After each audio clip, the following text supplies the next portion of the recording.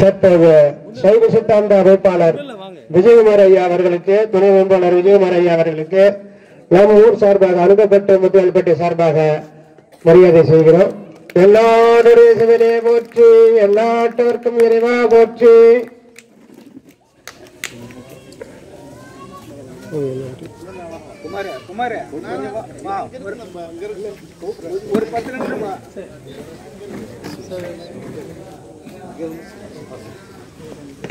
தற்போது சிறப்புரை துவங்கிவிட்டது. வீட்டு எல்லாம் முடிச்சு போட்டு சீக்கிரம் வாங்கம்மா, இன்னொரு வாய்ப்பு கிடைக்காது. சிவாயனம் திருச்சிற்றம்பலம். வாழ்ந்தனர் வனவரானினம் வீழ்க தன் புனல் வேந்தனும் ஓங்குக ஆழ்க தீயது எல்லாம் அரணாமமே சூழ்க வையகமும் துயர் தீர்கவே. நினைப்பவர் மனம் கோயிலாய் கொண்ட எம்பெருமான திருவடிகளை போற்றி துதிக்கின்றோம். சைவ நன்னெறியை உலகமெல்லாம் பரவ செய்து கொண்டிருக்கின்ற திரு கைலாய பரம்பரை திருவாவூதுறை ஆதீனம் ஸ்ரீ குருமகா சன்னிதானம் அவருடைய பொன்னார் திருவடிகளை போற்றி துதிக்கின்றோம். இந்த ஆலயத்தினுடைய நிர்வாக பெருமக்கள், சிவாச்சாரியா பெருமக்கள், இங்கே அமர்ந்திருக்கின்ற சிவத்திரு வெங்கடேசன் ஐயா அவர்கள், சிவத்திரு குமார் ஐயா அவர்கள், சிவத்திரு சங்கர் ஜெயபால் உள்ளிட்ட இங்கே வருகை புரிந்திருக்கின்ற, எம்மோடு வருகை புரிந்திருக்கின்ற சிவத்திரு விஜயகுமார், வெற்றிவேல் மற்றும் எழுந்தருள் இருக்கின்ற அடியார் பெருமக்கள் அத்தனை பேருடைய திருவடிகளை போற்றி துதிக்கின்றோம். சுமார் 2 மாதங்களுக்கு முன்பாக கும்பாபிஷேகம் 48 நாளுக்கு முன்பாக மண்டல பூஜை நெருங்கிவிட்டது. அப்பொழுது நம்முடைய வெற்றிவேல் ஐயா அவர்கள் நம்மை தொடர்பு கொண்டு விஜயகுமார் ஐயாவோடு வந்தார்கள். பூமியில் இருந்து ஒரு சிவலிங்கம் வெளிப்பட்டுள்ளது, வாங்க அப்படின்னாங்க. பொதுவாக கூப்பிடுவாங்க இப்படியா பல இடத்துல. வந்து பார்த்தோம். பார்த்த மாத்திரத்துல எனக்கு திரு காலத்தி ஈஸ்வரர் தான் ஞாபகம் வந்தாரு. பாம்பு யானை எல்லாம் வழிபட்ட காலத்தீஸ்வரர் ரொம்ப உயரமா இருப்பார். இங்க சிவலிங்கம் பாத்தீங்கன்னா நல்ல உயரமா இருப்பார். அடியந்து உள்ளத்துல புகுந்து காலத்தியப்பர் தான் தோன்றினார். அப்ப இங்க கேட்டேன், இங்க ஊர் சிறப்பு என்னன்னா நிறைய பனங்காடு உண்டு, பனைமரங்கள் நிறைய இருக்கிறது. நாங்க அப்பதான் இதுக்கு இந்த லிங்கத்துக்கு பேர் வச்சோம், ஸ்ரீ காலத்தீஸ்வரர், ஸ்ரீ காலத்தி பனங்காட்டீஸ்வரர். ஒரு பூமியிலிருந்து ஒரு லிங்கம் வெளிப்பட்டாலோ அல்லது மிக பழமையான லிங்கம் பிரதிஷ்டை செய்யப்பட்டாலோ அந்த ஊர்ல இனிமே ஒரு பெரிய மறுமலர்ச்சி இருக்கிறது, செல்வ செழிப்பு இருக்கிறது என்பது நிச்சயம். இல்லைன்னா சாமி வெளிப்பட மாட்டார் அவ்வளவு சாதாரணமாக. எத்தனை ஆண்டுகளுக்கு முன்பாக அவர் மறைந்திருந்தாரோ இப்பொழுது வெளிப்பட்டிருக்கிறார். அதனால இனிமே இந்த ஊருக்கு மிக செல்வ செழிப்பு நிச்சயமாக உண்டு. இந்த ஊர்ல இருக்கிற அத்தனை பேரும் மிக செல்வ செழிப்போடு இருப்பாங்க. சாமி பார்த்தீங்கன்னா மேல இருக்கிறது பானம், அது சிவத்தை குறிக்கும். அது வெப்ப வடிவில் இருப்பார் சாமி. நெருப்பு எப்பயுமே மேல தோன்றிதான் வரும். நெருப்பு எப்ப ஏத்தினாலும் எப்படி வரும்? மேல. அதனால பானத்துக்கு பேரு சிவபெருமான்.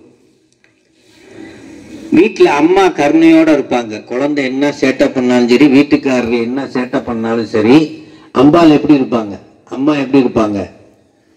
ரொம்ப பேலன்ஸ் பண்ணி அனுசரிச்சு 2 பேரையும் சமாதானப்படுத்தி அப்படி கொண்டு போவாங்க.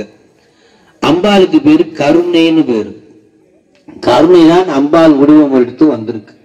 தண்ணிய ஊத்துனா சமமா போகும். போகுமா போகாதா? ஆவுடையில தண்ணிய ஊத்துனா சமமா இறங்கும்.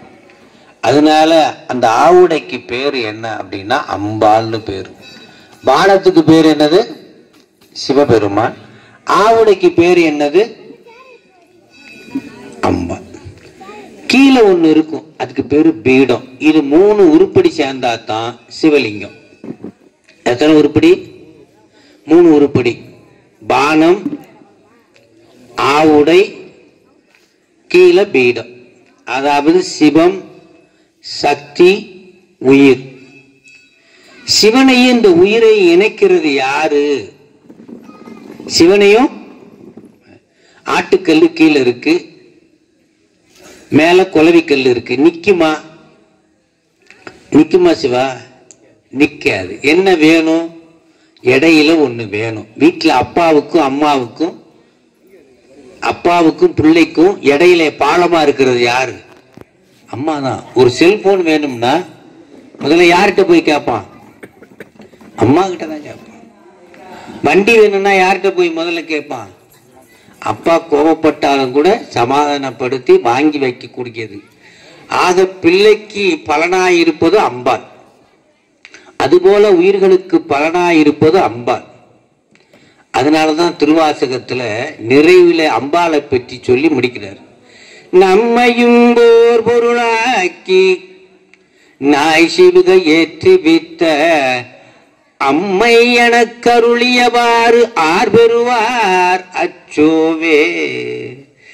அதனால சாமியவும் அம்பாலை எப்பயுமே நம்ம என்ன பண்ண முடியாது? பிரிக்கவே முடியாது. அப்போ ஒரு சிவலிங்கம் இருந்தா அதுக்குள்ள எத்தனை உருப்படி இருக்கு? சிவம், சக்தி, உயிர். சிவம், சக்தி, உயிர் 3 சேர்ந்தாதான் சிவலிங்கம். அதுதான் இங்க பிரதிஷ்டை பண்ணிருக்கோம். சிவனை கும்பிட்டா சக்தியை கும்பிட்ட மாதிரி தான். இப்ப மிளகாயில இருந்து காரத்தை பிரிக்க முடியுமா? பழத்துல இருந்து சுவையை பிரிக்க முடியுமா? மலரிலிருந்து மனத்தை பிரிக்க முடியுமா? அதுபோல சிவத்திலிருந்து சக்தியை பிரிச்சு நம்ம பார்க்க முடியாது. சக்தியிலிருந்து சிவத்தையும் பிரிச்சு பார்க்க முடியாது. 2 சி வ சி வ அப்படி ஒரு மந்திரம் கேள்விப்பட்டிருக்கீங்களா? அந்த காலத்துல எல்லாம் பெரியவங்க காலில் தெரியாம நம்ம மிதிச்சிட்டோம் அப்படின்னா என்ன சொல்லுவோம்? பெரியவங்க காலம் மிச்சா தப்பு தானே, தப்பு தானே என்ன சொல்லுவோம்? சிவசிவா, சிவசிவா அப்படி சொன்னா என்ன அர்த்தம்னா அப்பயே அந்த பாவம் போயிடுச்சு. இப்ப எல்லாம் சாரி, அவ்வளவுதான். சிவசிவான்னு சொல்றது இல்ல, சாரி. அந்த சிவசிவாக்குள்ள பாத்தீங்கன்னா சி 2 சீக்கு இடையில என்ன இருக்குது? வா, அதான் அம்பா சக்தி. 2 சிவத்துக்கு இடையில என்ன இருக்கு? சக்தி. 2 அம்பாளுக்கு இடையில எது இருக்கு? வா. 2 வாக்கு இடையில என்ன இருக்கு? சி. அப்ப அம்பாலையும் சிவத்தையும் நம்ம என்ன பண்ண முடியாது? பிரிக்க முடியாது. ஆகவே இங்க இருக்கக்கூடியதுல நம்ம சிவலிங்கத்தை வழிபட்டா யார வழிபட்டதா அர்த்தம்? அம்பாலையும் சிவத்தையும் வழிபட்டதா அர்த்தம். சரி, இப்போ எல்லாருக்கும் ஒரு விஷயம் இதெல்லாம் சொல்றது இருக்கட்டியா, வாழ்க்கையில நிறைய பேருக்கு இன்பம் வேணுமா துன்பம் வேணுமா அப்படின்னு கேட்டா நீங்க என்ன கேட்பீங்க சிவா? இன்பம் தான் கேட்போம். துன்பம் வேண்டவே வேண்டாம். துன்பம் வேண்டவே வேண்டாம். சரி, அப்ப நமக்கு துன்பம் வருதா வரலையா? டெய்லி சாமி கும்பிடுறோம், விளக்கு போடுறோம், இந்த பாருங்க பிரதோஷத்துக்கு வர்றோம். சாமி துன்பம் வந்துகிட்டு தான் இருக்கு. அப்புறம் எதுக்கியா நான் சாமியை கும்பிடணும் அப்படின்னு ஒரு கேள்வி வருமா வராதா? சிவா, யாருக்காவது துன்பம் இல்லாதவர் இருக்கீங்களா? இருக்கீங்களா? இல்ல, துன்பம் வருது. சரி, என்ன காரணம்? சாமி அப்ப ஏன் கும்பிடணும் அப்படின்னு சொன்னா ஒரு விஷயம் சொல்றேன் கேளுங்க. சிவா, உங்க வீட்டுல பட்டு புடவை வச்சிருக்கீங்களா? வச்சிருக்கீங்களா? வச்சிருலையா? வச்சிருக்கீங்க. எப்படியும் ஒரு 1000 ரூபாய் 2000 ரூபாய் இருக்குமா? பட்டு புடவை இருக்குமா? 1000 2000 10,000 20,000 20,000 இருக்கும். 1000 2000 இருக்காது. இப்ப இந்த பட்டு புடவைய இன்னைக்கு தான் ஓபன் பண்ணி கட்டுறீங்க. ஒரு நல்ல பங்கன்ல கட்டுறீங்க. இப்போ உங்க குழந்தை 2 வயசு குழந்தைய இடுப்புல தூக்குவீங்களா தூக்க மாட்டீங்களா? புது புடவை தூக்குவீங்களா தூக்க மாட்டீங்களா? தூக்குவோம். ஆனா இன்னைக்கு ஒரு நாளைக்கு மட்டும் வீட்டுக்காரர் ஞாபகம் வந்துடும். அப்படி இல்லைன்னா அவங்க தாத்தா யாராவது ஒரு கையில ஒப்படைச்சு கொஞ்ச நேரம் பிள்ளைய பாத்துக்குங்க. சொல்லுமா சொல்ல மாட்டோமா? சொல்லுமா சொல்ல மாட்டோமா? கொஞ்ச நேரம் பிள்ளைய பாத்துக்குங்க. பாத்துக்கிடுவாங்க. 2 வயசு பிள்ளைய பாத்துக்கிறது எவ்வளவு பெரிய விஷயம்னு தெரியும். பாத்துக்கிட்டு இருப்பாங்க. அப்போ நீங்க என்ன பண்றீங்க? காபி சாப்பிடுவீங்களா சாப்பிட மாட்டீங்களா? கொடுப்பாங்க. சாப்பிடுவோம். ஆனா ரொம்ப எச்சரிக்கையா சாப்பிடுவோம். எப்படி? குனிஞ்சு குனிஞ்சு இப்படி நிமிர்ந்து எங்க சேலையில பற்றாம குடிப்போம். அந்த நேரம் பார்த்து பின்னாடி உங்க குழந்தை பார்த்துருச்சு. வீட்டுக்காரர் கைய ஒரு உதறுச்சு. நீங்க அப்படியே அண்ணாக்க தூக்குறதுக்கும் குழந்தை பின்னாடி அம்மான்னு பிடிக்கிறதுக்கும் சரியா இருந்தது. இப்ப டீ என்ன ஆகும்? புடவையில, அதுவும் முந்தானையில விழுந்துருச்சு. காஸ்ட்லியான பகுதியில விழுந்துருச்சு. இப்ப என்ன செய்வீங்க? நீங்க ஓடி போய் துடைப்பீங்களா துடைக்க மாட்டீங்களா? உடனே அலசி ஃபேன்ல உலாத்தி இது பண்ணுவீங்க. அதே உங்க வீட்டுல பிடிக்கிறதுக்கு ஒரு துணி வச்சிருப்பாங்க. கறி துணின்னு பேரு. காஃபி இதெல்லாம் வச்சு அந்த வானலையெல்லாம் பிடிக்கிறதுக்கு. அதுல கறி பிடிச்சிக்குமா பிடிக்காதா? இப்போ அதே மாதிரி கறி துணி இருக்குது. நீங்க அதே மாதிரி காஃபி குடிக்கிற காட்சி வருது. இப்போ உங்க குடிக்கும் போது அந்த கறி துணியில காஃபி விழுந்துருச்சு அல்லது டீ விழுந்துருச்சு. இப்போ அன்னைக்கு புடவையில ஓடி துடைச்ச மாதிரி உடனே ஓடி போய் துடைப்பீங்களா துடைக்க மாட்டீங்களா? உடனே துடைக்க மாட்டோம். கிடக்கட்டும், நாளைக்கு துவைச்சுக்குவோம், இல்லைன்னா நாளைக்கு துவைச்சுக்குவோம், இல்லை கிடந்தா தூக்கி போட்டுக்குவோம். அப்படிதான் நினைப்பீங்க. இப்போ தினசரி நீங்க சாமியை கும்பிட கோயிலுக்கு வரீங்களா? அப்ப சாமிக்கு நீங்க பட்டு துணியா இல்லைன்னா கந்த துணியா? டெய்லி சாமியை நினைக்கிறீங்க, கும்பிடுறீங்க, வழிபாடு செய்றீங்க. சாமிக்கு நீங்க பட்டு துணியா கந்த துணியா? பார்த்து இந்த குழந்தை சொல்லுது. நீங்க உட்கார்ந்துருக்க பட்டு துணியில ஒரு கரைப்பட்டா பட்டுன்னு கசக்கி புளிய மாட்டாரா? அதனாலதான் தினசரி வழிபடுறவங்க அந்த கரையை போக்குறதுக்காக சாமி என்ன பண்றாருன்னா பட்டுன்னு புளிகிறது தான் நமக்கு துன்பம் வர்ற மாதிரி இருக்கு. ஒரு உதாரணம் சொல்றேன், கேட்டுக்குங்க. காய்ச்சல் இருக்குது, கட்டி இருக்குது. கட்டிய போக்கணும், நமக்கு கட்டிய போக்கணும். முதல்ல டாக்டர் காய்ச்சலை போக்குவாரா கட்டிய போக்குவாரா? சிவா, கட்டி ஒண்ணு இருக்கு, அதை எடுக்கிறதுக்காக டாக்டர்கிட்ட போறோம், அதுக்குள்ள காய்ச்சல் வந்துருச்சு. இப்போ டாக்டர் காய்ச்சலை போக்குவாரா கட்டிய போக்குவாரா? முதல்ல காய்ச்சலை எடுப்போங்க, அப்புறம் கட்டிய எடுப்போங்க அப்படின்னு தான் டாக்டர் சொல்லுவார். அதை போலதான் நமக்கு துன்பத்தை போக்குவதற்காக முதல்ல வாழ்க்கையில் இருக்கிற துன்பத்தை சாமி போக்குவாரு, அப்புறம்தான் பேரின்பத்தை தருவார். அது எப்படிங்க? டாக்டர் கத்தி எடுத்து இப்படி குடைவாரு. வலிக்குமா வலிக்காதா? வலிக்கும். துடிப்போம். மருந்து வைப்பாரா வைக்க மாட்டாரா? எரியும். அப்புறம் கட்டை போட்டு விடுவாரு. இப்ப டாக்டருக்கு நன்றி சொல்லுவோமா சொல்ல மாட்டோமா? சொல்லி காலில் விழுந்து எவ்வளவுங்க ஃபீஸ்? 5000 ரூபாய் தானா, இந்தாங்கன்னு கொடுத்துட்டு வருவோமா? ஆனா துன்பம் செய்த டாக்டர், கத்தி வச்சு உடஞ்ச டாக்டருக்கு நம்ம என்ன பண்றோம்? 5000 ரூபாயும் கொடுத்து ஃபீஸ், அதாவது ரொம்ப நன்றி டாக்டர் வேற சொல்லிட்டு வரோம். அது போலதான் சாமி என்ன பண்றாருன்னா ஒரு பேரின்பத்தை நமக்கு கொடுப்பதற்காக ஒரு சிறு துன்பத்தை கொடுப்பதுதான் இந்த வாழ்க்கையில் நடக்கிறது. அதை போல எப்படி டாக்டருக்கு நன்றி சொல்கிறோமோ, இல்லத்திலேயா இருக்கட்டும் அல்லது வாழ்க்கையிலேயா இருக்கட்டும் அல்லது அலுவலகத்திலேயா இருக்கட்டும், நமக்கு ஒரு சின்ன துன்பம் வந்தா அது ஒரு பெரிய இன்பத்திற்காக அப்படின்னு நினைக்கணும். இந்த ராஜாளி கழுகுன்னு ஒண்ணு இருக்கு, கேள்விப்பட்டிருக்கீங்களா? ராஜாளி கழுகு அப்படின்னு. அது என்ன பண்ணுமா? குஞ்ச பொறிச்சிருமா. ஒரு வாரத்துக்கு அந்த குஞ்சை பேணி பாதுகாக்குமா, பஞ்சு மெத்த மாதிரி வச்சு. ஒரு வாரம் கழிச்சு என்ன பண்ணுமா, அதுக்குள்ள கொண்டாந்து முள்ளு செடியை போடுமா. அப்ப இந்த ராஜாளி கழுகு குஞ்சு சொல்லுமா, எங்க அம்மா மாதிரி மோசமான அம்மா உலகத்துல கிடையாது, இப்படி முள்ள போடுதே அப்படின்னு திட்டுமா. அப்படி முள்ள போட போட நகர்ந்து நகர்ந்து போய் கூட்ட விட்டு வெளியில போய் கீழே விழுந்துருமா. எது? அந்த குஞ்சு கீழே விழுமா. கீழே பார்த்தா பயங்கரமான பாறை. அப்படியே கத்திக்கிட்டே வருமா, அம்மா ஒளிக, அம்மா ஒளிக, இப்படியா பண்ணுவ, இப்படி தள்ளி விட்டியேன்னு. அந்த விழுக போற நேரத்துல அப்படியே பறந்து வந்து காலால கபிக்குமா. எது? ராஜாளி கழுகு குஞ்ச. இப்படியே 4 முறை 5 முறை மேல இருந்து என்ன பண்ணுமா, கீழே தள்ளி விடுமா. நாளடைவில் அந்த கழுகு குஞ்சு என்ன பண்ணுமா, கழுகு குஞ்சு என்ன பண்ணுமா, பறக்க கத்துக்கொள்ளுமா, பறக்க கத்துக்கொள்ளும்.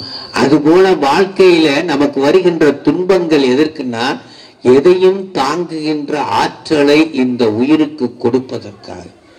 துன்பமே இல்லாத உயிர் உடனடியாக ஒரு சிறு துன்பத்தை பார்த்தவுடன் துவண்டு போய் மிகப்பெரிய ஆபத்தில் சிக்கிவிடும் என்பதற்காக இறைவன் நமக்கு அப்பப்ப துன்பத்தையும் அப்பப்ப சிறிய இன்பத்தையும் கொடுத்து நம்மை பாதுகாக்கிறான்.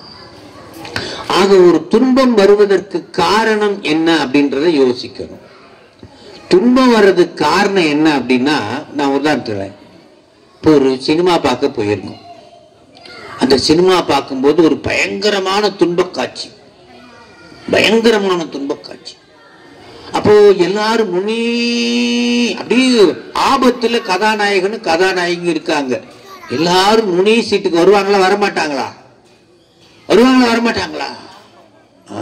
வந்து முனி சீட்டுக்கு வந்து அப்படி அப்படி பார்த்துட்டே இருப்பாங்க. ஆனா ஒருத்தர் மட்டும் எதை பத்தி கவலைப்படாம இப்படி உட்கார்ந்து இருப்பாரு. படம் ரிலீஸ் அன்னைக்கு எதை பத்தியும் கவலைப்பட மாட்டார். யாரு தெரியுமா? அவரு படத்தினுடைய டைரக்டர்.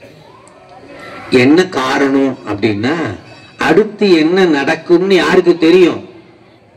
யாருக்கு தெரியும்? டைரக்டருக்கு தெரியும். ஆனா உட்கார்ந்து இருக்க நமக்கு அடுத்து என்ன நடக்குதுன்னு தெரியாது. நமக்கு துன்பம், ஆனா அவருக்கு இன்பம். இதுல இருந்து வாழ்க்கையில துன்பத்திற்கு காரணம் என்னன்னா, அடுத்து என்ன நடக்குதுன்னு தெரியாததுனால தான். நாளைக்கு என்ன நடக்க போகுதுன்னு தெரிஞ்சா நம்ம ஏதாவது துன்பப்படுவோமா? பண்ண மாட்டோம். படிச்சு பயம் இருக்காது, துன்பம் இருக்காது, வருத்தம் இருக்காது. படிக்காதவனுக்கு ஐயோ நாளைக்கு பரிச்சை, ஐயோ நாளைக்கு பரிச்சை. அப்போ என்ன காரணம் துன்பத்திற்குன்னா, விளங்காத நிலை, அறியாத நிலை, நாளை என்ன என்று அறியாத நிலை. ஏதா மாணிக்கவாசர் ஒரு பாட்டுல சொல்றாரு, நாளைக்கு என்ன நடக்க போகுதுன்னு தெரியல, நான் கவலையோட உட்கார்ந்து இருக்கேன் சாமி அப்படின்னு சொன்னார். அப்ப குருநாதர் வந்தாராம், நீ கவலைப்படாத, நான் இருக்கிறேன்னு கண்ணின் நீரை மாற்றி கவலைப்படாத, நான் இருக்கிறேன். சும்மா ஒரு நீச்சல், கரையை கடக்கிறதுக்கு நீச்சல் குருநாதர். நீச்சல் குருநாதர் நமக்கு என்ன பண்ணுவாரு? கையவும் காலையும் அசைச்சு இந்த கரையில் இருந்து எவ்வாறு நீ மீள்வாய், இந்த ஆற்றில் இருந்தோ அல்லது இந்த கடலில் இருந்தோ எவ்வாறு மீள்வாய் என்று கத்துக் கொடுக்கிறாரு. கத்துக் கொடுக்கிறாரா இல்லையா? அவருக்கு பேர் என்னது? நீச்சல் குரு. வாழ்க்கை என்ற பெரிய துன்பக் கடலில் இருந்து மீட்பவர்க்கு பேர் ஆன்மீக குரு. சோ வாழ்க்கையில் அதே மாதிரி துன்பம் இருக்கா? இருக்குதா இல்லையா? துன்பம் இருக்குது, இன்பமும் இருக்குது, துன்பமும் இருக்குது. நாளைக்கு என்ன நடக்க போகுது என்ற தெரியாமை, அறியாமையும் இருக்குது. இதுக்கு பேர் தான் பிறவி கடல். நல்லா உடம்பு இருக்கிற வரைக்கும் மகிழ்ச்சியா இருக்கிற மாதிரி இருக்கும். ஒரு நாள் உடம்பு சோர்வடையும், அன்றைக்கு துன்பத்தை நாம் சந்திக்க வேண்டி வரும். அப்ப மரண பயம் நமக்கு பயங்கரமா இருக்கும். அந்த நேரத்தில் நம்மை மரண பயத்தில் இருந்து மீட்டு, மரண பயத்தில் இருந்து மீட்டு நம்மை பயமறியாத நாளை என்ன நடக்கும் என்பதை சொல்லுவதுதான் ஆன்மீகம். இதுதான் வழிபாடு. இதுக்காக தான் நம்ம இந்த சாமியெல்லாம் கும்பிடுறோம். சாமி ஒரு உட்கார்ந்துருக்காங்க. வீட்டில் பால் வச்சிருக்கீங்களா? டெய்லி பால் வாங்குவீங்களா, வாங்க மாட்டீங்களா? வாங்குவீங்களா, வாங்க மாட்டீங்களா? பால் கெடாத இருக்கிறதுக்கு என்ன செய்வீங்க? சிவா, பால் கெடாத இருக்கிறதுக்கு என்ன செய்வீங்க? ஃப்ரிட்ஜில் வைப்பீங்களா? நல்ல கதையா, ஃப்ரிட்ஜை கண்டுபிடிச்சவன்னு தான் சொல்லணும். பால் கெடாம இருக்கிறது காய்ச்சணுங்க. பாலை என்ன பண்ணணும்? காய்ச்சணுங்க. ஃப்ரிட்ஜில் வைப்பேன்னு சொல்றீங்க. இந்த ஃப்ரிட்ஜை கண்டுபிடிச்சவனுங்க எல்லாத்தையும் தூக்கி தூக்கி ஃப்ரிட்ஜில் வச்சிடுறாங்க. வீட்டுக்குள்ள போய் பார்த்தா தான் தெரியும். 3 மாசத்துக்கு முன்னாடி வச்சதெல்லாம் ஃப்ரிட்ஜுக்குள்ள ஒளிஞ்சுக்கிட்டு இருக்கும். ஆக அந்த பால் கெடாம இருக்கிறதுக்கு காய்ச்சுவோம். காய்ச்சின பால் கெடாம இருக்கிறதுக்கு என்ன பண்ணுவோம்? சிவா, காய்ச்சின பால் கெடாம இருக்கிறதுக்கு என்ன பண்ணுவோம்?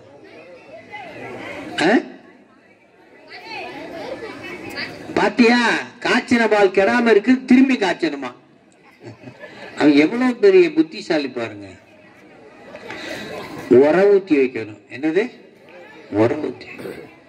உர ஊத்துன பால் கெடாம இருக்கிறதுக்கு என்ன பண்ணணும்? கடையணும். என்னது? கடையணும். கடைஞ்சதுக்கு அப்புறம் என்ன கிடைக்கும்? வெண்ணெய் கிடைக்கும். வெண்ணெய் கெடாம இருக்கிறதுக்கு என்ன பண்ணணும்? காய்ச்சணும். காய்ச்சினா அதுக்கு பேரு என்னது? நெய். உலகத்துல 2 பொருள் தான் கெடாது, உணவு பொருள். ஒண்ணு நெய், இன்னொன்னு என்னது? தேனு. யார் அதுக்கு சொன்னது பாத்தீங்களா? ஐயா, கை தட்டுங்க. ஐயாவுக்கு ஒரு கை தட்டுங்க.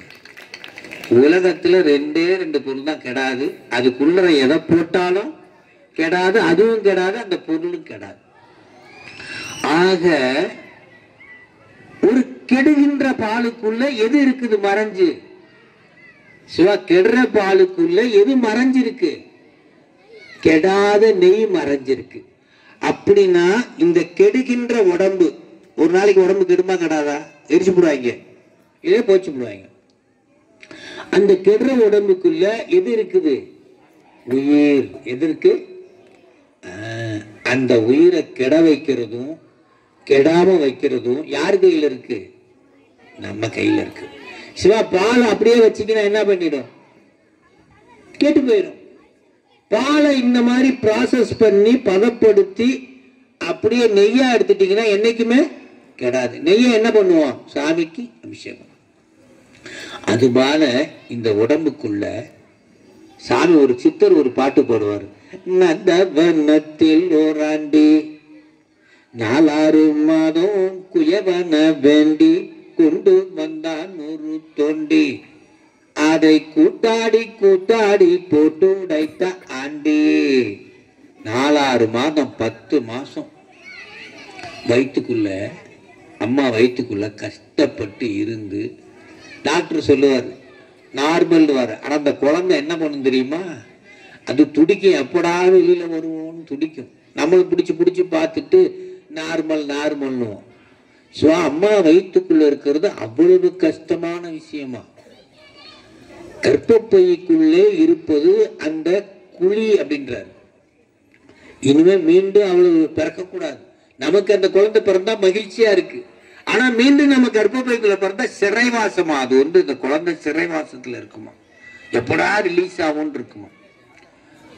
அந்த மாதிரி அந்த பிறப்புக்குள்ள வராம மீண்டும் அந்த நெய்யாகி இறைவனிடத்தில் போவதற்காகத்தான் தொடர்ந்து வழிபாடு செய்யும். தொடர்ந்து வழிபாடு செய்யும் போது நமக்கு ஒரு துன்பம் நீங்கும். பிறவி துன்பம் நீங்கும். பிறவியில் இருக்கக்கூடிய துன்பம் எல்லாம் நீங்கும். ஐயா வரும்போது ஒரு வீட்டுல ஒரு செய்தி சொன்னார். நம்ம படைக்கிறோம் சாமிக்கு. என்ன படைக்கிறோம்? எத்தனை பழம்? 10 ஆப்பிள், 10 ஆரஞ்சு, 2 வாழைப்பழ சீப்பு வச்சு என்ன பண்றோம்? சாமிக்கு படைக்கிறோம். சாமி எல்லாம் கும்பிட்டுட்டு வந்தவனே என்ன பண்றோம்? படைச்சதுல ஏதாவது குறைஞ்சிருக்கான்னு எண்ணி பாக்குறோம். குறைஞ்சிருக்குமா தம்பி? படைச்சதுல ஏதாவது குறைஞ்சிருக்குமா? குறைஞ்சிருக்காது. ஏதாவது குறைஞ்சதுன்னு வச்சுக்கோங்க, நாளையில இருந்து சாமிக்கு என்ன சொல்லுவோம்? சாமி, உனக்கு இது தனியா நீ எடுத்துக்கோ. இதெல்லாம் யாருக்கு? எங்களுக்குன்னு சொல்லுவோமா சொல்ல மாட்டோமா? ஆக அப்ப சாமி எடுத்துக்கிறாரா இல்ல நாம எடுத்துக்கிறோமா படைச்ச பொருளை? இதான் கேள்வி. சாமிக்கு படைச்சோம். ஐயா ஒரு கேள்வியை கேட்டாங்க, பெரிய கேள்வி இது. டெய்லி நம்ம சாமிக்கு படைக்கிறோமே, உண்மையிலேயே சாமி எடுத்துக்கிறாரா நம்ம எடுத்துக்கிறோமா? நீங்க சொல்லுங்க தம்பி, யாரு எடுத்துக்கிறது? அப்ப எதுக்கு சாமி படைக்கணும்? அப்படியே நம்மளே சாமி பேரை சொல்லி அடிச்சுக்கிறோம். தம்பி சொல்றாரு, சாமி பேரை சொல்லி நம்ம தள்ளிக்கிறோம். ஒரு விஷயம் சொல்ற கேளுங்க ஐயா. இந்த பூ மாலையை பாத்தீங்களா? நிறைய பூ இருக்கா? இருக்குதா இல்லையா? இருக்கு. நீங்க பாத்துட்டீங்களா? நூற்றுக்கணக்கான பூ இருக்கு. இப்போ இந்த பூ உங்கள்கிட்ட வந்துச்சா? வரல. எங்க இருக்கு? இங்கேயே தான் இருக்கு. ஆனா நீங்க பாத்தீங்க. அதே போல வைத்த பழங்களை எல்லாம் சாமி என்ன பண்ணிக்கிறாரு? ஏத்துக்கிட்டாரு. சாமி என்ன பண்ணிக்கிட்டாரு? ஏத்துக்கிட்டாரு. சாமி ஏத்துக்கிட்டாரு. அந்த பழங்களை அப்படியே என்ன பண்ணிட்டாரு? அது எனக்கு வேணாம், நான் சாப்பிடல, நீங்களே சாப்பிட்டுக்கங்க. ஒரு 5 எழுத்து சிவாய நமன்னு இப்படி எழுதி இப்படி போர்டுல கையில வச்சிருக்கேன். இப்போ உங்களுக்கு 5 எழுத்து தெரியுமா தெரியாதா? தெரியும். இதுல எத்தனை எழுத்தாவது குறைஞ்சதா? ஆனா 5 எழுத்து பூரா உங்களை வந்து சேர்ந்துருச்சா இல்லையா? நீங்க எத்தனை பேர் இருந்தாலும் உங்களை வந்து சேர்ந்துருச்சு. அதே போல நீங்க வைத்த அந்த 100 பழமா இருந்தாலும் சரி, 10 பழமா இருந்தாலும் சரி, யார போய் சேர்ந்துருச்சு? இறைவனை போய் சேர்ந்துருச்சு. ஆனா எண்ணிக்கையில எந்த விதமான குறையும் இல்லை. உடம்பு வச்சிருக்க நம்ம தான் அதை சாப்பிடணும்னு சாமி என்ன பண்ணிடுறாரு? கொடுத்துறாரு. அதனால இது என்ன பழக்கம் அப்படின்னா, இறைவன் கொடுத்தான், அதை நாம் உண்கிறோம், உண்டு இந்த உடம்பை வளர்க்கிறோம் என்ற நன்றி விசுவாசத்தை காட்டுவதற்காகத்தான் நாம யாருக்கு படைக்கிறோம்? சிவா, ஒரு பழத்தை நம்மளால கொண்டு வர முடியுமா? நான் 1000 ரூபாய் தர்றேன், இந்த இடத்துல ஒரு பழத்தை வர வைக்க முடியுமா உங்களால? கஷ்டப்பட்டு செடியை நட்டு அதை வந்து பூமி பார்த்து கனிந்து மழை நீர் நெருப்பு எல்லாம் கலந்து சூரிய ஒளி எல்லாம் கலந்து இறைவன் அருளாலே அந்த கருணையில் தான் அந்த பழமெல்லாம் நமக்கு கிடைக்கிறது. நம்ம லட்சம் ரூபாய் கோடி ரூபாய் கொடுத்தாலும் இந்த இடத்துல ஒரு பழம் வருமானா வரவே வராது. இறைவன் கருணையால கொடுக்கிறாரு. பூமியிலிருந்து விளைந்து நமக்கு இந்த உடம்பை வளர்ப்பதற்கு இறைவன் கொடுத்தார் என்ற நன்றி விசுவாசத்தை செலுத்துவதுதான் யாருக்கு? இறைவனுக்கு செலுத்துவதுதான் சாமிக்கு படைக்கின்றோம். அதனால எப்ப உண்ணும் போதும் சாமியை நினைச்சு உண்ணணுமா? சாமி கொடுத்திருக்கார் அப்படின்னு நினைச்சு உண்ணணுமா? சிவா, அப்பதான் சாப்பிட்ட பொருள் என்ன பண்ணுமா? செரிக்குமா? சிவா, நம்ம நினைக்கிறோம் காலையில சாப்பிட்டோம் 4 இட்லி, அது செரிக்கவே இல்லை. மத்தியானம் சாப்பிட முடியுமா? நீங்க முடியவே முடியாது.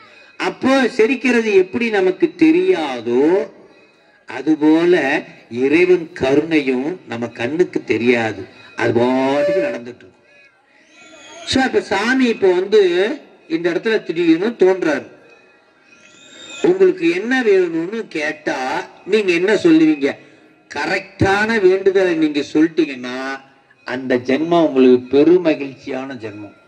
சாமி இப்ப இந்த இடத்துல வந்து தோன்றாரு. தம்பி, அப்படியே உனக்கு என்ன வேணும்னு கேட்கிறாரு. நீ என்ன சொல்லுவ? என்ன வேணும்? நிம்மதி வேணும்னு கேட்கிறாரு தம்பி. அவ்வளவு கொடுமையை அனுபவிக்கிறாரா என்னன்னு தெரியலையே. நிம்மதி வேணும் இந்த வயசுலயே கேட்கிறாரு. நாங்க கேட்டாலும் பரவாயில்லை, நீ பாட்டுக்கு ஜாலியா வண்டி சூத்துற விளையாடுற படிக்கிற, உனக்கு என்ன நிம்மதி குறைச்சல் எனக்கு தெரியலையே. தம்பி, உனக்கு என்ன வேணும்னு கேட்டா நீ என்ன சொல்லுவ? என்ன பலாப்பழம் வேணுமா? அவ்வளவுதான் கேட்பியா? என்னடா தம்பி, என்ன வேணும் கேட்பீங்க? ஒரு வேலை 3 வேளையும் சோறு கொடுக்கணும் சாமி, அவ்வளவுதான். அதாவது இதுதான் சாமி. சாமி கிட்ட என்ன வேணும்னா, பெரிய கருணை கடல்கிட்ட போய் எனக்கு ஒரு 10,000 ரூபா கொடுத்தேன்னா என் பிரச்சனை சால்வ் ஆயிடும் சாமி, எனக்கு ஏதோ 1 லட்சம் ரூபா கொடுத்தேன்னா என் பிரச்சனை சால்வ் ஆயிடும் சாமினா இது வேண்டுதல் இல்லை. கருணை கடல் கிட்ட போய் 1 லிட்டர் தண்ணி கொடுத்தா என் பிரச்சனை சால்வ் ஆயிடுன்ற மாதிரி கருணை கடல் கிட்ட போய் அதை கேட்க கூடாதான். என்ன கேட்கணுமா? சாமியே நீ உன்னை கொடுன்னு கேட்கணுமா? என்ன கொடுக்கணும்? சிவா, ஒரு ராஜா கிட்ட ஒரு ராஜா பொண்ணு ஒருத்தன் காப்பாத்திட்டான், 4 பேர் சேர்ந்து காப்பாத்திட்டாங்க இக்கட்டான சூழ்நிலையில். ராஜா பொண்ணை இக்கட்டான சூழ்நிலை 4 பேர் காப்பாத்துறான். நீ என்ன கேட்டாலும் தர்றேன்னா. ஒருத்தன் என்ன கேட்டான், சாமி எனக்கு ஒரு 10 ஏக்கர் நிலம் கொடுத்தீங்கன்னா போதும், இப்படி வச்சுக்கோ.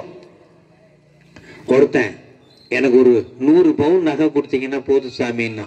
அவன் லெவலுக்கு கேட்டான். கடைசியா ஒருத்தன் வந்து கேட்டான், சாமி எனக்கு அது வேண்டாம் இது வேண்டாம். அப்ப என்ன வேண்டாம் வேணும்? உங்க பொண்ணையே கொடுத்துருக்க சாமின்னா. யாரு புத்திசாலி? யாரு புத்திசாலி?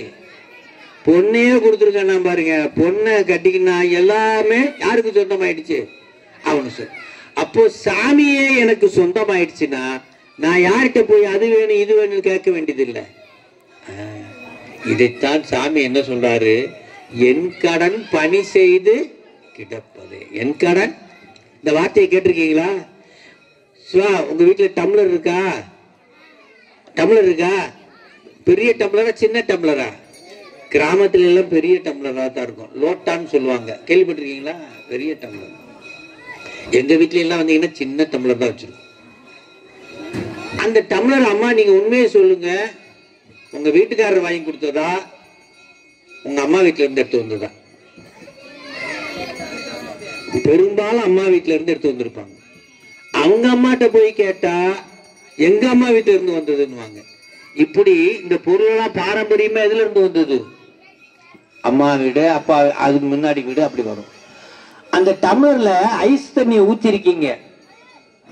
என்னைக்காவது ஒரு நாள் இப்படி ஐஸ் தண்ணி என்கிட்ட ஊத்துறீங்களே எனக்கு குளிராதான்னு கேட்டிருக்கா? கேட்டதில்லை. வெந்நீரை ஊத்திருக்கீங்க, கேட்டிருக்கா? கேட்டதில்லை. பேரன் கோவத்தை பார்த்துருக்கு, டம்முன்னு அடிச்சு, என்னைக்காவது ஒரு நாள் பேச்சிருக்கா? பேசினது. அந்த டம்ளர் கிடக்கிற மாதிரி சாமி கிட்ட போய் சாமியை கும்பிடணுமா அவ்வளவுதானா? சாமிய கும்பிடணுமா அவ்வளவுதானா? வணங்கணுமா அவ்வளவுதானா? எனக்கு என்ன வேணும்னு யாருக்கு தெரியும்? இந்த உலகத்தில் என்னை ஆண்டு ஈன்றவன், அவனுக்கு எனக்கு என்ன வேணும்னு தெரியுமா தெரியாதா? ஒரு பெற்ற குழந்தைக்கு அந்த குழந்தைக்கு என்ன தேவை என்று தாய்க்கு தெரியுமா தெரியாதா? அதை போல சிவபெருமான் என் கடன் பணி செய்து கிடப்பதே என்று இருந்தா போதுமா? அவன் எனக்கு என்னெல்லாம் உலகத்துல வேணுமோ அத்தனையும் வழங்குவான், அத்தனையும் வழங்குவான். அதான் என் கடன் பணி செய்து கிடப்பதே தன் கடன் அடியேனையும் தாங்குதல். இதான் அப்பர் சாமிகள் நமக்கு உயிர்களுக்கு சொன்ன ஒரு அற்புதமான உபதேசம். ஒரு விஷயம் இன்னொன்னு சொல்றேன், உங்களுக்கு சொந்தமான ஒரு பொருள் நீங்க சொல்லுங்க பாப்போம். நீங்களா சம்பாரிச்சது, நீங்களா உங்களுக்கு சொந்தம்னு சொல்றது ஏதாவது ஒரு பொருள் சொல்லுங்க. சேர் அப்படின்னு நீங்க சொன்னீங்க, ஏன் சேரு யான்னு. சேரை நீங்களா கொண்டாந்தீங்க? பூமியிலிருந்து வந்தது. எதுல இருந்து வந்தது? பூமியிலிருந்து வந்தது. இந்த உடம்பு யாரு கொடுத்தது? இறைவன் கொடுத்தான். இந்த உடம்பு யாரு கொடுத்தது? இறைவன் கொடுத்தான். அப்ப என்ன நீங்க வச்சிருக்கீங்க? சாமிக்கு டெய்லி பூ போடுறீங்க, சாமிக்கு டெய்லி. அந்த பூவை யாரு கொடுத்தது? நீங்க ஒண்ணும் கொண்டு வரல. யாரு கொடுத்தது? தண்ணி டெய்லி அபிஷேகம் பண்றீங்க, நீங்க கொண்டாந்தீங்களா? இல்ல. யாரு கொடுத்தது? என்னன்னா உங்களுக்கு சொந்தமான ஒரு பொருளை நீங்க கொடுக்குறீங்க. என்ன சொந்தமான ஒரு பொருளை நீங்க அவருக்கு கொடுக்குறீங்க? என்னதான் இருக்கு உங்கள்கிட்ட? ஒரே ஒரு பொருள் தான் இருக்கு. அந்த பூவு இறைவன் கொடுத்தது. அத அன்போட போடணுமா? எப்படி போடணுமா? அன்போட போடணும். தண்ணி இருக்குதா? எப்படி ஊத்தணுமா? சாமியை குழந்தைய குளிப்பாட்டுற மாதிரி அன்போட ஊத்தணும். அப்போ எனக்கும் இறைவனுக்கும் இடையில இந்த பூவும் தண்ணியும் எதுவாக இருக்கிறது? சிவா, நான் சென்னைக்கு போகணும்னா என்ன வேணும்? சென்னைக்கு நான் போகணும்னா எனக்கு என்ன வேணும்? காரோ, பஸ்ஸோ, 2 வீலரோ அல்லது காலோ வேணும். வேணுமா வேண்டாமா? வேணுமா வேண்டாமா? அதாங்க சென்னைக்கு. அதே போல நானும் இறைவனும் சேரணும் அப்படின்னா எனக்கு அவருக்கு இடையில என்ன இருக்கு? பூ இருக்கு. என்ன இருக்கு? தண்ணி இருக்கு. ஆனா இப்ப சென்னைக்கு போறது பஸ் முக்கிய மாதிரி பூவும் தண்ணியும், அந்த தண்ணியை எடுத்து என்ன பண்றோம்? அன்போட என்ன பண்றோம்? சாமிக்கு அபிஷேகம் பண்றோம், சாமிக்கு நைவேத்தியம் பண்றோம். அப்ப அதை ஏற்றுக்கொள்வாங்க. அப்ப இடையில இந்த பூவும் இதுவும் எப்படி இருக்குன்னா, அந்த பஸ் சென்னைக்கு போறதுக்கு ஒரு சாதனம் போல. பஸ்ஸுக்கு போறோமா இல்லையா? சென்னைக்கு போறதுக்கு பஸ் ஒரு சாதனம் போல இந்த பூவும் நீரும் இறைவனை நாம் அடைவதற்கு ஒரு சாதனமாக இருக்கிறது. சிவா, இந்த அன்பை பரிமாறுவதற்கு ஒரு சாதனம் தான் என்னது? இந்த பூவும் நீரும். நான் ஒரு உதாரணம் சொல்றேன், கேட்டுக்கங்க. காலையில எந்திரிச்ச உடனேயும் என்ன பண்றீங்க? எந்திரிக்கிறோம், குளிக்கிறோம், எல்லாம் பண்றோம். அன்போட கட்டப்பட்ட கத்துனா என்ன ஆகும்? வீட்டுக்காரம்மா பார்த்து கத்துவாங்க, வீட்டுக்காரரை பார்த்து கத்துவாங்க, குழந்தைகளை பார்த்து கத்துவாங்க. அப்ப அங்க அன்பு வெளிப்படுமா? வெளிப்படாது. அப்போ அன்பு அங்க அன்பை கோட்டை விட்டுட்டு, ரோட்லயும் கோட்டை விட்டுட்டு, ஆபீஸ்லயும் கோட்டை விட்டுட்டு கத்திவிட்டு கோயிலுக்கு வந்து இடுப்புல துண்டை கட்டி சாமி அப்படின்னா வந்துட்டா பாரு. அங்க கத்திட்டு இங்க வந்துட்டா பாரு. சாமி சொல்லுவாரா சொல்ல மாட்டாரா? அப்ப காலையில அன்பை செலுத்துவது. அம்மா வணக்கம்மா, காலை போதுமா, இருக்கிறது சாப்பாடு செய்யுமா, போதுமா, நான் இப்படி அன்பை பரிமாறுவதற்காக இறைவன் கொடுத்த உறவுகள் தான் என்னது? மனைவி, கணவன், பிள்ளை எல்லாமே அன்பை பரிமாறுவதற்காக இறைவன் கொடுத்த உறவுகள் தான் இது எல்லாமே. ஒரு சின்ன பாட்டு ஒண்ணு சொல்ற, கேட்டுக்கங்க. இந்த பாட்டு உங்களுக்கு நிச்சயமா எல்லாருக்கும் தெரியும். என்ன பாட்டு தெரியுமா? உங்களுக்கு தெரிஞ்ச பாட்டு தான், உங்களுக்கு தெரிஞ்ச பாட்டு தான். தம்பி, உனக்கும் தெரிஞ்ச பாட்டு. யாருக்கு தெரியாம இருக்கவே இருக்காது. ரொம்ப வருஷமா கேட்ட பாட்டு. என்ன பாட்டு? ஆராரோ ஆராரோ ஆராரோ ஆரிராரோ. எத்தனை நாலு சொன்னேன். குழந்தைய ஆட்டிருப்பீங்களா இல்லைங்களா சிவா? அழுகவும் ஆட்டுப்பீங்க. ஏன் மகனே சொல்லு, நான் யாரோ.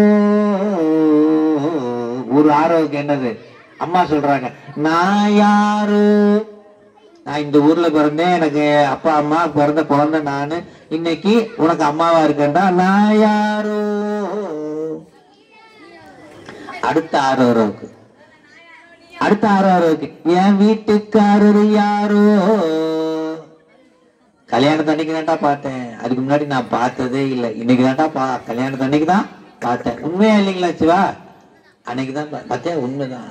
விவரமா இருக்கானுங்க பசங்கள்ல. அடுத்த ஆரோ, ரெண்டு பேருக்கும் பிறந்த நீ யாரோ. பிறந்த அன்னைக்கு தான்டா பார்த்தேன், அதுக்கு முன்னாடி நான் உன்னை பார்த்ததே இல்லை. உண்டா இல்லைங்களா சிவா? அன்னையில இருந்து நீ எனக்கு மகன், பிறந்த அன்னையில இருந்து நீ எனக்கு மகன், அதுக்கு முன்னாடி எனக்கு தெரியல. இதெல்லாம் பரவாயில்லடா. இந்த மூணு பேரையும் சேர்த்தவே யாரோ ஆரிரோ. என்னையும் என் வீட்டுக்காரரையும் இந்த குழந்தையும் சேர்த்து வச்சவன் யாரு? சிவபரம். எதுக்கு சேர்த்து வச்சான்? அன்பை பரிமாறுவதற்காக.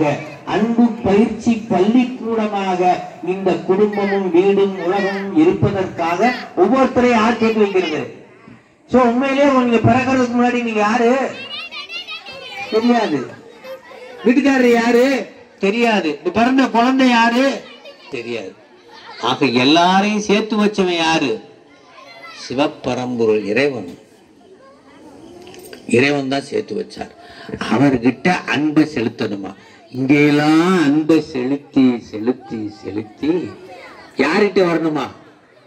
இறைவன்கிட்ட வரணுமா? அதற்காக ஒரு அன்பை செலுத்தி பரிமாறுகின்ற பள்ளிக்கூடம் தான் நம்மளுடைய குடும்பம்,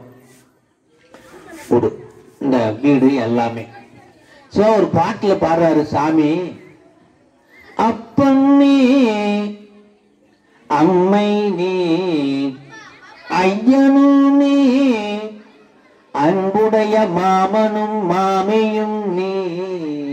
அன்புடைய மாமனும் அப்ப நீ ஒத்துக்கிற, அம்மை நீ ஒத்துக்கிற, எனக்கு கடவுள் நீ ஒத்துக்கிற, அது என்னைய மாமன் மாமி. நீ சாமி எப்படி கூப்பிடுறாரு?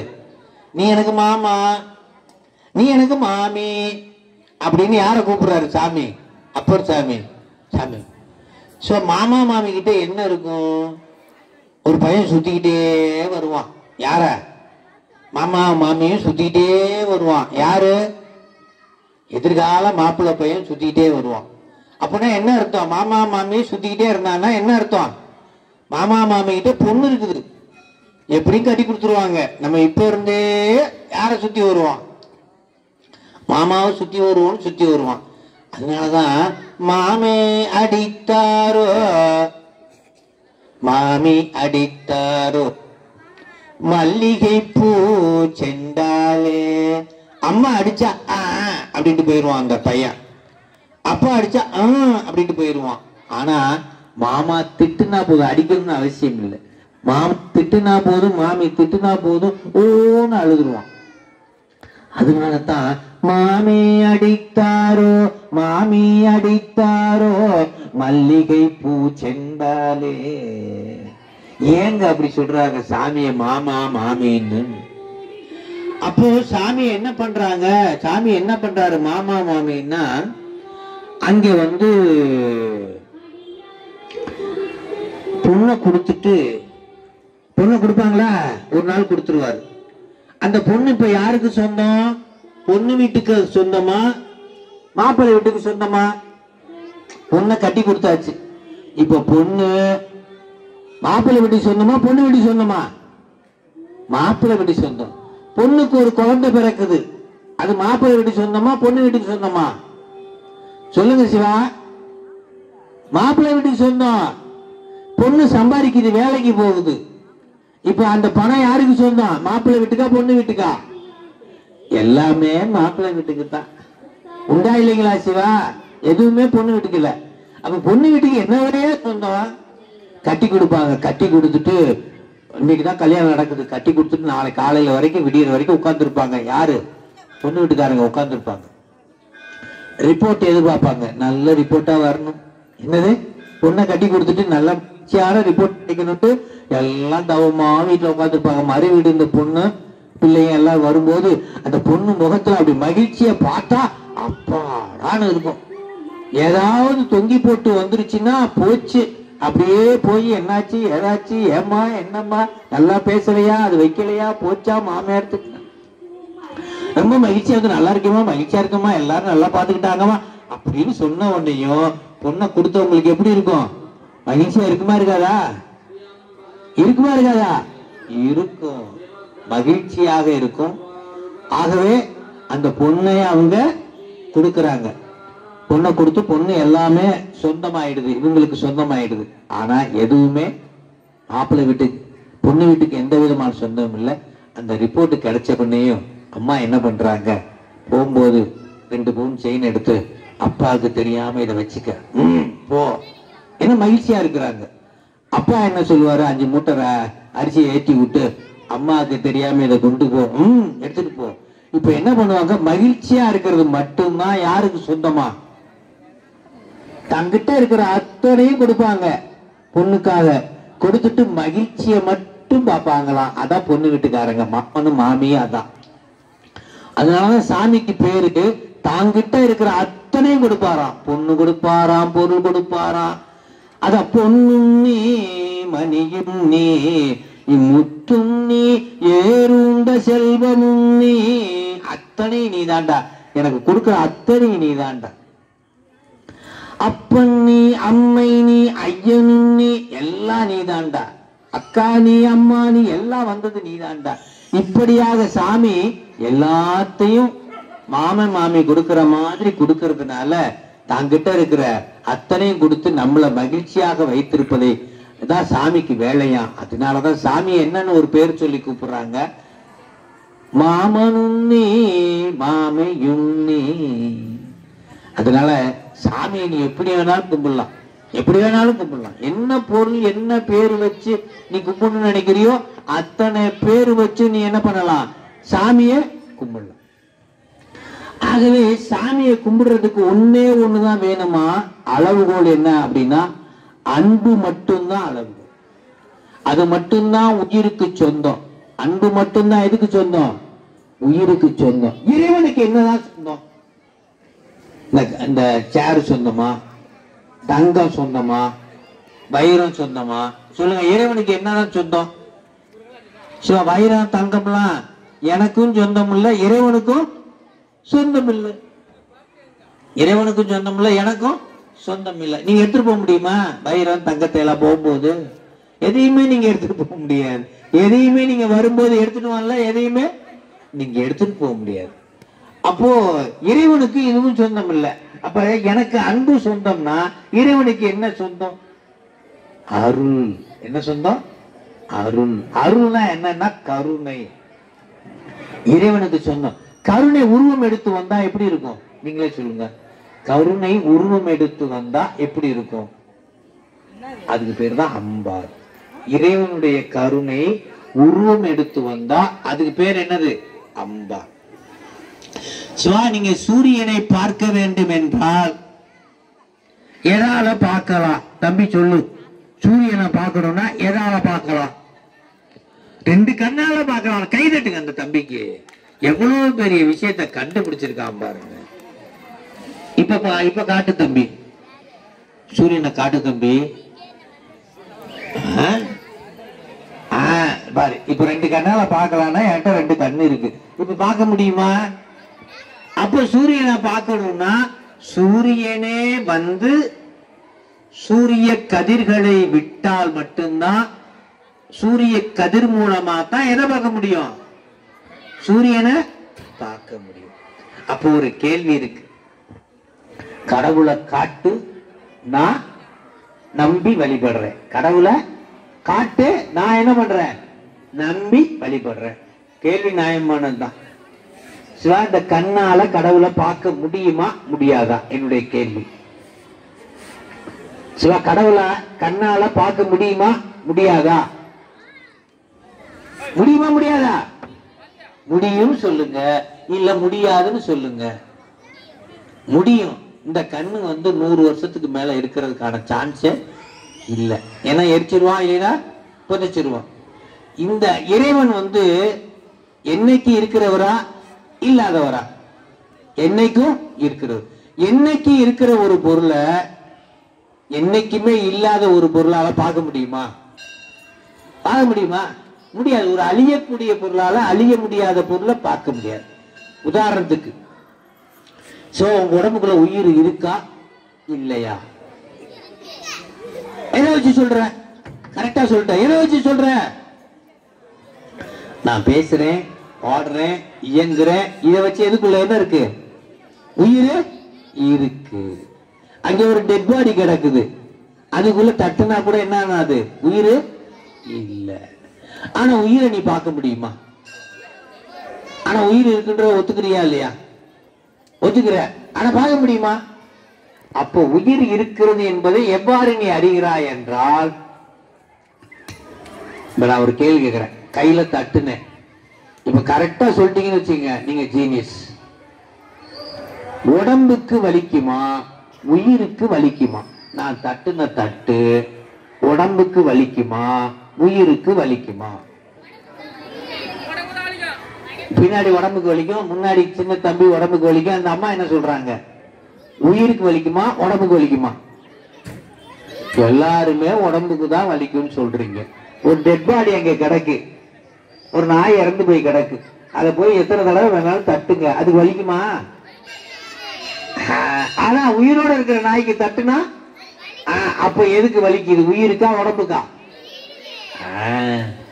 அப்போ இப்படி ஒரு அளவையில உயிர் உள்ள இருக்குது, அதுக்கு உணர்வு இருக்குது, அது வலிக்குது அல்லது இன்பப்படுது துன்பப்படுதுன்னு சொல்றோமா இல்லையா? அப்போ இன்பத்தையும் துன்பத்தையும் அனுபவிக்கிறதுக்கு எது முக்கியம்னா, எது முக்கியம்? இன்பத்தையும் துன்பத்தை அனுபவிக்கிறதுனா உயிர். அதுக்கு சாதனம் தான் என்னது, உடம்பு. அதுக்கு சாதனம் தான் உடம்பு. இந்த விஷயத்தை மட்டும் புரிஞ்சுக்கிட்டோம்னா நம்ம ஏன் சாமி கும்பிடுறோம்னு தெரியும். உன்னை வளர்த்தேன் உயிர் வளர்த்தே, ரெண்டே லாஜிக் தான். காலையில டிபன் சாப்பிட்டோமா சாப்பிடலையா? மத்தியானம், ராத்திரி, தீபாவளி ஸ்பெஷல், பொங்கல் ஸ்பெஷல் சாப்பிட்டோமா இல்லையா? இந்த உணவெல்லாம் எங்க இருந்து வந்தது? எங்க இருந்து? பூமியில இருந்து வந்துச்சு. பூமி கனிஞ்சு கொடுத்தது. அதை சாப்பிட்டு சாப்பிட்டு உடம்பு வளர்ந்தது. 3 வேளை டிபன், 3 வேளை சாப்பாடு. 1 கிராமா இருந்த நான் இன்னைக்கு எத்தனாயிரம் கிராமா மாறி இருக்கேன். ஏண்டா உனக்கு என்ன அப்படி ஒரு 55 கிலோ சொன்ன நான் குறைஞ்ச போயிடுவேன். ஏதோ 50,000 கிலோ அவன் பார்வைக்கு ரொம்ப நல்லது, குறைஞ்சிருக்கிறது தான் நல்லது. அவன் நல்ல தம்பி.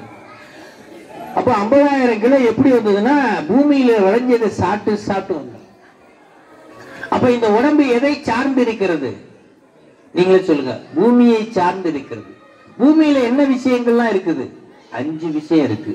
நீரு, நீளம், நெருப்பு, காற்று, ஆகாயம் கலந்ததுதான் என்னது? இந்த உடம்பு. அண்டத்தில் உள்ளது பிண்டத்தில் உண்டு. ரைட்டா சொல்லுங்க. அப்போ அந்த உடம்பு எதை சார்ந்து இருக்குன்னா பஞ்சபூதத்தை. இன்னைக்கு நீங்க போய் படுக்க போவீங்களா போவீங்க மாட்டீங்களா? படுக்க போவோம். ஏன்னா இப்பயே அப்படியே கொட்டாவியெல்லாம் விட ஆரம்பிச்சுட்டாங்க. படுக்க போவோம். படுக்கும்போது தரையில படுப்பீங்களா கட்டில படுப்பீங்களா? கட்டில படுறவனுக்குலாம் நோய் அதிகமா வரும். தரையில படுக்கிறவனுக்கெல்லாம் நோயே வராது. என்ன காரணம்னா இந்த உடம்பு எதுக்கு சொந்தம்? பூமிக்கு சொந்தம். அப்ப பூமியோட நெருக்கமா யாரெல்லாம் இருக்கிறாங்களோ அவங்களுக்கு நோயே வராது.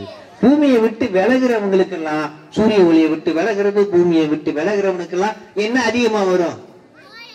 நோய் அதிகமா. ரைட்டா? அப்ப எதெல்லாம் பூமியோட நெருக்கமா இருக்கிறோமோ அவங்களுக்கு வராது. இப்ப உங்களுக்கு ஒரு டிப்ஸ் சொல்றேன், கேட்டுக்கங்க. அதிகமா வாழைப்பழம், அதிகமா தேங்காய், இது ரெண்டையும் எடுத்துக்கிட்டீங்கன்னா இங்க இருந்து எம்மா தூரம் கொண்டு போய் அந்த தேங்காயில நீர் சேர்த்து வச்சிருக்கு தெரியுங்களா? 30 ரூபாய் கிடைக்குதுன்னு நம்ம ஆச்சரியமா வரும். டெய்லி ஒரு தேங்காய் சாப்பிட்டா போதும், நோயே வராது. கொலாஸ்ட்ரால் நினைக்காதீங்க, அதெல்லாம் எதுவுமே தேங்காயில் கிடையாது. அந்த மாதிரி ஒரு தேங்காயை சாப்பிட்டு. அப்ப பூமிக்கும் இந்த உடம்புக்கும் நெருங்கிய சம்பந்தம். அப்ப ஒரு விஷயத்தை தெரிஞ்சுக்கணும். உடம்பு வேற, உயிர் வேற. உடம்பு வேற. இதுதான் மாணிக்கவாசகர் சொல்றாரு. உலகுக்கு உயிரானா எம்பெருமான் பள்ளி எழுந்தருளாய்.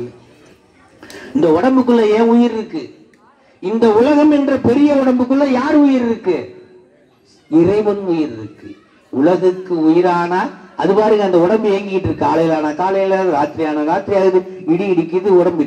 அப்போ ஒரு விஷயம், இந்த உடம்புக்குள்ள உயிரை இருக்கிறத நாம எப்படி பார்க்க முடியாதோ, கண்ணால பார்க்க முடியாதோ, அதுபோல உலகத்துக்குள்ளே உயிராயிருக்கக்கூடிய இறைவனையும் நம்ம என்ன பண்ண முடியாது, கண்ணால பார்க்க. ஆனா நம்ம கூடயே தான் இருப்பாரு. அம்மாவா இருப்பாரு, அப்பாவா இருப்பாரு, அண்ணனா இருப்பாரு, அக்காவா. தோன்றா துணையா இருந்தனன் தன் அடியோங்கற்கு. இதுதான் ஒரு முக்கியமான விஷயம். அப்படியாக இறைவன் கூடவே இருக்கிறார். இப்போ உடம்ப வளர்த்த எதுக்காக? உயிரை வளர்ப்பதற்காக உடம்பை வளர்த்தேன். உயிரை வளர்ப்பதற்காக உடம்பை வளர்த்தேன். அப்ப உயிரை எப்படி வளர்க்கிறோம்? காலையில டிபன் 4 இட்லி, மத்தியானம் ஒரு பிளேட் சாதம், நைட்டு 2 சப்பாத்தி. உயிரை வளர்க்கறதுக்கு என்ன வேணும்? இதாங்க உடம்பு வளர்க்கறதுக்கு இதெல்லாம் இருக்கு. உயிரை வளர்க்கறதுக்கு என்ன வேணும்? நீங்க சொல்லுங்க. 3 விஷயங்களை இறைவன் சொல்றார். உயிரை வளர்க்கறதுக்கு என்னது? 3 விஷயங்களை சொல்றார். இதை மட்டும் நீங்க பண்ணீங்கன்னா உயிர் வளர்ந்து விடும் என்று சொல்லி நிறைவு செஞ்சிடறேன். என்ன 3 விஷயம்னா, உடம்பை கொண்டு இறைவனுக்கு தொண்டு செய்தல். உடம்பை கொண்டு என்னெல்லாம் உடம்பை கொண்டு இறைவனுக்கு தொண்டு செய்வீங்க? கோயில வீட்டை கூட்டினாலே இறைவன் இருக்காரா? உங்க வீட்டுல இருக்காரா இல்லையா? இறைவன் இருக்காரா? இருந்தா அதுக்கு பேரு வீடு. இறைவன் வீட்டுக்குள்ள இல்லைன்னா அதுக்கு பேரு பில்டிங். அதான் அந்த இறைவன் இருந்தா அந்த இடத்துக்கு பேரு வீடுன்னு பேரு. அதை பெறுவதற்கு பேரு வீடு பேருன்னு பேரு. ரைட்டுங்களா? அந்த எந்த வேலையை செஞ்சாலும் இறைவனை நினைச்சு செய்யறது, இந்த உடம்பை பயன்படுத்தி செய்யறது தான் இந்த தொண்டு. அடுத்தது வாயை பயன்படுத்தணுமா? வாய் கோபுர வாசல், வாயே வாழ்த்து கண்டாய். இறைவனை போற்றி போற்றிவோம் நமச்சிவாய வாழ்ந்தனர் வானவரானினம். இப்படியாக வாயாலே இறைவனை போற்றுவது ஒரு வழி. அப்புறம் மனசாலை இறைவனை போற்றுவது. சிவா, காசு கொடுத்து பூ வாங்குவீங்க, வாங்குவீங்களா வாங்க மாட்டீங்களா? அந்த பூவுல 3 கேரக்டர் தொண்டு செஞ்சிருக்கும். பூ பறிக்கும் போது ஒரு கேரக்டர் என்ன செய்யும் தெரியுமா? எனக்கு நல்ல கல்யாணம் ஆகணும், எனக்கு நல்ல கல்யாணம் ஆகணும்னு ஒரு பூவை பறிச்சிருக்கும். ஒண்ணு என்ன பண்ணிருக்குன்னா, எனக்கு நல்ல கணவன் அமையணும், நல்ல ஒரு பேரம் பேத்தி கிடைக்கணும் அப்படின்னு கட்டி இருக்கும். பூவை கட்டியிருக்குமா? கட்டியிருக்காதா? கட்டியிருக்கும். அப்புறம் காசு கொடுத்து 10 ரூபா கொடுத்து ஒருத்தவங்க வாங்குவாங்க. அவங்க ஒரு விண்ணப்பம் வைப்பாங்க, எனக்கு இது நடக்கணும் இது நடக்கணும்னு. இப்போ யாருடைய விண்ணப்பத்தை இறைவன் நிறைவேற்றுவார்? பூ பறிச்சவங்க விண்ணப்பத்தை நிறைவேற்றுவாரா? பூ கட்டினவங்க விண்ணப்பத்தை நிறைவேற்றுவாரா? காசு கொடுத்து சாமிக்கு போட்டவங்க விண்ணப்பத்தை நிறைவேற்றுவாரா? 3 பேரும் பிரிச்சுக்குவாங்க. 3 பேரும் பிரிச்சு. அதே நம்மளே பூவை பறிச்சு நம்மளே கட்டி நம்மளே போட்டோம்னா சாமி என்ன பண்ணுவாரு? முழுமையாக ஏற்றுக்கொள்வார். ஆனா இன்னைக்கு விற்கிற விலையில மல்லிகைப்பூ முளை எவ்வளவு? 4 ரூபாயா? 40 ரூபாயா? எத்தனை முளம் வாங்கி சாமிக்கு போட முடியும்? 2 முளம் போடலாம், அதுக்கு மேல போட முடியாது. டன்னா அபிஷேகம் பண்ணலாம். அப்ப சாமிக்கு தொண்டு செய்வதற்காக இறைவன் கொடுத்திருக்கக்கூடிய, உயிர்களுக்கு கொடுத்திருக்கக்கூடியது 3 கருவி. உடம்பாலே தொண்டு செய்தல், வாயாலே தொண்டு செய்தல், மனதாலே தொண்டு செய்தல். மனம், மொழி, மெய் ஆகிய முக்கரணங்களால் இறைவனை தொண்டு செய்ய வேண்டும். இறைவனுக்கு தொண்டு செய்ய வேண்டும். தொண்டு செய்ய நமக்கு எது நம்மை விட்டு போகும்னா, வாழ்க்கையிலே நாம் அனுபவிக்கின்ற துன்பங்கள் நம்மை விட்டு கொஞ்சம் கொஞ்சமாக கரையும். துன்பங்கள் கொஞ்சம் கொஞ்சமா கரைஞ்சு, எப்படி நீச்சல் கற்றுக்கொள்கிறோமோ அதுபோல கடலில் இருந்து தப்பிக்கின்ற ஆற்றல் நமக்கு கொஞ்சம் கொஞ்சமா கிடைச்சு, ஒரு நாள் இந்த பிறவி பெருங்கடலில் ஏற்படுகின்ற துன்பத்திலிருந்து மீண்டு உண்மை ஞானத்தை பெற்று இறைவனிடத்திலே பேரின்பமாக இருப்போம். இப்ப வர நமக்கு இன்பம் எல்லாம் சிறு சிறு இன்பம். இந்த மாதிரி வரும், அப்புறம் துன்பம் வரும், இந்த மாதிரி வரும், துன்பம் வரும். ஆகவே இந்த சிற்று இன்பத்தை விட்டு நீங்கி பேரின்பத்தை பெற வேண்டும். ஒரே ஒரு டிப்ஸ் மட்டும் சொல்லிட்டு நிறைவு பண்ணிக்கிறேன். உங்க வீட்டுல உங்களுக்கு ரொம்ப இன்னைக்கு துன்பம் தாங்க முடியாத துன்பம் எந்திரிச்சதுல இருந்து ரொம்ப கஷ்டம், மன உளைச்சலா இருந்தா நீங்க செய்ய வேண்டியது ஒன்னே ஒண்ணு. ஒரு பிடி சாதத்தை எடுத்து வர்ற யாருக்காவது ஒருத்தவங்களுக்கு போட்டு, அதிதிகளுக்கு போட்டு, அல்லது எறும்பு புத்துக்கோ போட்டு நீங்க போட்ட அந்த உணவை எடுத்துக்கொண்டுச்சுன்னா உங்க துன்பத்தை இறைவன் வாங்கி கொண்டான் என்று சொல்லி நீங்க செய்கின்ற தொண்டை இறைவன் துன்பத்தை நீக்குகின்ற ஒரு கருவியாக வைத்து உங்களுடைய துன்பத்தை நீக்கி பிறகினுடைய நிறைவிலே வாழும் வரை இன்பத்தில் வைத்து வாழ்வின் நிறைவில் பேரின்பத்தை வழங்குவான் என்று சொல்லி இந்த வாய்ப்பினை வழங்கிய இந்த திருக்கோயிலுடைய பொறுப்பாளர்கள் அத்தனை பேருடைய திருவடிகளை போற்றி வணங்கி, ஐயா அவர்களையும் நம்ம சங்கர் ஐயா அவர்களையும் நம்முடைய குமார் ஐயா எழுந்திருக்கின்ற அடியார்களும் இதுகாலம் இவ்வளவு பொறுமையாக கேட்ட உங்களுடைய திருவடிகளையும் போக்கி வாழும் வரை இன்பமாக இருந்து வாழ்வின் நிறைவில் பேரின்பம் அடைய வேண்டும். இதைத்தான் அருணகிரிநாதர் இகபர சௌபாக்கியம் அருள்வாயே, இகத்தில் இன்பம் பரத்தில் இன்பம் கிடைக்க வேண்டும் என்று இறைவனை போற்றி வணங்கி வாழ்த்துகிறேன். நன்றி, வணக்கம்.